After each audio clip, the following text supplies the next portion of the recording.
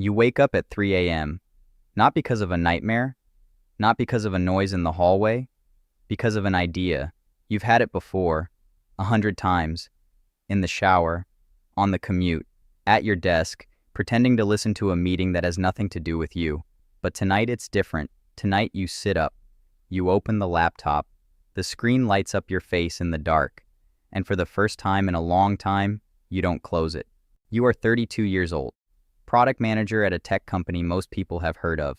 $200,000 a year, benefits, stock options, a standing desk you adjusted once and never touched again. By every measurable standard, you made it. Good apartment, good car, good title on a business card you haven't printed in 3 years because nobody uses business cards anymore. But something stopped adding up somewhere. You noticed it on your birthday, not when you turned 30. That one was different. You wanted it. You celebrated it. It was this one. No warning, no noise, no one saying anything. Just you and that strange feeling that something had changed. Subtle, but it changed. Dinner with people from work. A restaurant nobody picked with passion. A reservation made because it was convenient, not because anyone wanted to be there. You ordered the salmon. You laughed at the right moments. You complained to a coworker about that 10-year relationship that went nowhere. You checked your phone once and then felt bad about it. And in the bathroom midway through the meal, you looked in the mirror. Not for a long time, just a second. The person looking back at you was fine, healthy, employed, presentable. You didn't recognize him. Since you were 24, there's been another laptop. Not the work one. Your laptop, your notes. Your 14 half-finished ideas, and 3 that actually went somewhere if someone had ever actually seen them. Every night after closing the company's product, you opened yours. Not because you had a plan, because you couldn't not. You have always believed, somewhere underneath the calendar invites and the performance reviews, that you were going to build something. You just didn't know when. It happens on a Tuesday. All hands meeting, quarterly review, the kind of event that fills a calendar block and empties the room of oxygen. Your VP is presenting a new feature roadmap. The slides are clean. The font is correct. The narrative arc, problem, solution, projected impact, is exactly right. You know this because you built it. Not officially. You pitched the concept in a Slack thread 5 months ago. It got 2 thumbs-up reactions and 0 follow-up. Then 3 weeks later, it showed up in a doc with someone else's name on it. Then today, it's on a screen in front of 400 people. And your VP is smiling, not at you, at the room. You sit in the back row with your laptop open. You're supposed to be taking notes. Instead, you open a new tab, then another.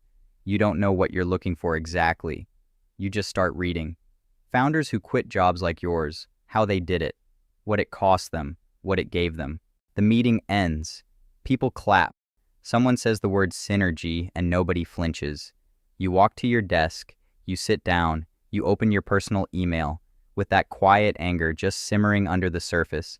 And at 11:47 p.m. after a full day of work, after finishing the deliverable that was due, after saying goodnight to no one because there was no one to say it to, you write the email. 2 paragraphs, no drama. Grateful for the opportunity, giving 4 weeks notice, wishing the team well.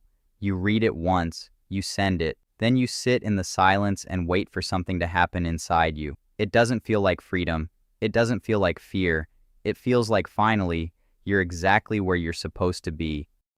Day 1 without the job is a Tuesday. You buy good coffee. You open the laptop at 8 a.m. like you always did. But this time there's no Slack pinging. No stand-up in 20 minutes. No one waiting for anything from you. You feel briefly like the freest person alive. By day 4, the silence starts to have a texture. You notice how many of your daily rituals were built around the job. The commute that structured your morning. The lunch break that gave your afternoon a midpoint. The small irritations that told you where you were in time. Without them, Tuesday feels like Saturday. Saturday feels like nothing. You build a new routine. 6:30 a.m. Wake up. No phone for 30 minutes. 3 hours of deep work before email. It works for 11 days, then it doesn't. Day 12, you open the laptop at 6:30 a.m. like you said you would. You don't start. You check your email. Nothing. You open YouTube just for a minute. 43 minutes pass. You tell yourself you're researching. You're not. Week 2, you launch the first version. Not the real product. the proof of concept, the thing that shows the idea is real. You post it in 3 forums and 2 subreddits. You check the analytics every 40 minutes. 12 users sign up. None of them come back the next day. None of them pay. You tell yourself this is data. You tell yourself this is normal. You tell yourself what every founder tells themselves in week 2. You also tell yourself you know what you're doing. That part feels less true every day, that it just needs more time. You open Twitter. Someone your age just raised $2 million. Thread, screenshots, smiling profile picture. Took a big risk, paid off. You close the app. You open it again 10 minutes later. Month 2, the savings number changes in a way you can feel. Not dramatic, not a collapse. Just $11,000 that was there a month ago, quietly not there anymore. Rent, subscriptions, the SaaS tools you need to build the thing that will eventually make money. Health insurance you're now paying out of pocket for the first time. You refresh your bank app more often than your analytics now. Not because you expect it to change, just to feel where you are. You do the math. You have a runway. 4 months, maybe 5 if you're careful. You start being careful. Month 3, a former colleague sends a message. Hey, just thinking of you. How's the startup life? Then a week later, another one. So wild you quit. Any plans yet? Plans? Like what you're doing is a gap year. Like the thing you wake up at 3 a.m. for is a phase. You start typing a reply. It's going well. You delete it. You type, still figuring things out. You don't send that either. You don't answer most of them. Not out of pride, because you don't have language yet for what's happening. And you don't want to use the wrong words. Month 4, you pivot. The original idea needed too many users to work. You go narrower. One specific pain, one specific type of person, one clear reason to pay. You spend 3 weeks rebuilding. You don't tell anyone because you don't want to explain the pivot. Pivoting sounds like failing, even when it isn't. The new version launches on a Wednesday morning. By Friday, you have 2 paying customers, $400 a month each, $800 in monthly recurring revenue. You screenshot the Stripe dashboard. You stare at it for a long time. It's not $200,000 a year. It's not even close, but it's real. Someone looked at what you built and decided it was worth money. That feeling is not like any bonus you've ever received. You start posting about it, not the numbers, the process, how you think about the problem, how you talk to customers, how you decide what to build next. People respond. More than you expected. You gain 300 followers in a week, then 1,000 more the next month. You start getting DMs from people who want to do what you're doing. They ask how you left. They ask if it's worth it.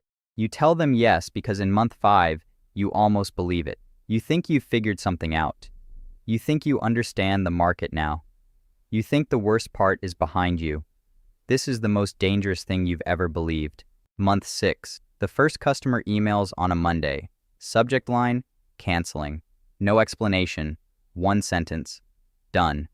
You email back asking why. No response. 2 days later, the platform your entire product runs on announces a change to their API. Effective in 30 days. The feature you built around? Deprecated. You spend 72 hours rebuilding. No sleep that matters. Coffee that stops working somewhere around hour 40. You fix it, but the second customer is watching. They see the downtime. They don't cancel immediately. They just go quiet. Quiet is worse than canceling. Quiet means they're deciding. Your savings hit $5,853. It's not runway anymore. Just money. The kind that's there and then it's gone. You call your mother on a Sunday. She asks how things are going. You say fine. She pauses in the way that means she knows. She asks when you're thinking of going back. Back. Not forward. Back. You change the subject. That same week, a recruiter reaches out. LinkedIn message. Polite, direct. A company you know. A role that fits. $220,000. Remote. Equity. Strong team. You read it twice. You put the phone down. You pick it up again. You put it down. 3 days pass. You don't respond. Not because you're proud, because you're not sure what answering means. You open the message again. $220,000. Remote. Equity. You click View Job. The page loads. You stare at the Apply button. For a second, it feels like relief, like you could just go back, like none of this ever happened. You don't click, you close the tab, you open it again. It's month 7 now. Same apartment, same notebook, same coffee mug with the chip on the rim you've been meaning to throw away for 2 years. But something has shifted. Not the business. You.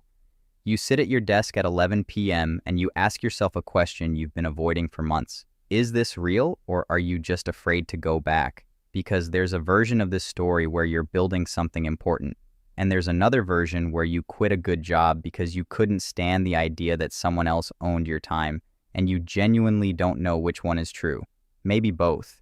You think about what you had, the $200,000, the title, the team that trusted you, the structured days, the version of success that other people could see and understand, and you think about what you have now, $2,300 in a checking account, one paying customer, an idea that might be a business or might be a very expensive hobby, a choice you made at 11:47 p.m. on a Tuesday alone. You don't know if you're brave or just stubborn. You don't know if the difference matters. What you know is this: every single person who ever told you the idea was good also still had a salary. And every single person who ever told you it was risky never built anything. And neither of those facts tells you what to do next. You close the laptop. You lie down. The ceiling is the same ceiling. The city is the same outside the window. You think about the meeting you have tomorrow morning, the one you've been preparing for, and somewhere between that thought and nothing, you sleep. You wake up at 3 a.m., not because of a nightmare, not because of a noise in the hallway. In a few hours, you have a meeting. You sit up. You open the laptop. The screen lights up your face in the dark. It isn't with your boss, or maybe it is. Maybe last night was the dream, the startup, the pivot, the $2,300, the email you sent at 11:47 p.m. Maybe you haven't left yet. Maybe you're still in the apartment, still in the job, still the person who opens a different laptop after the work one closes, still building something no one knows about, still waiting for the right moment, still dreaming about what happens when you finally send the email. The laptop glows. You don't close it. If this felt familiar, the next story goes deeper. It's right there. Subscribe if you're not done chasing it yet.